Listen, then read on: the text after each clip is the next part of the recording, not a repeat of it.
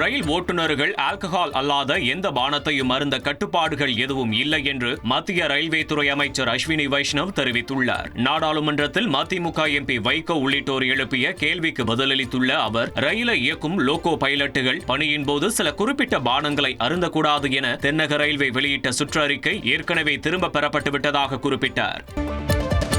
கேரள மாநிலம் கொச்சியில் சினிமா பாணியில் இளைஞரை தாக்கிய ரவுடியை போலீசார் கைது செய்தனர். இதுகுறித்து ரவுடி ஸ்ரீராஜை கைது செய்து போலீசார் நடத்திய விசாரணையில் மலையாளத்தில் அண்மையில் வெளியான பனி திரைப்படத்தில் வரும் சண்டை காட்சியை போல் தாக்குதல் நடத்த திட்டமிட்டு இளைஞரை தாக்கியது தெரியவந்துள்ளது.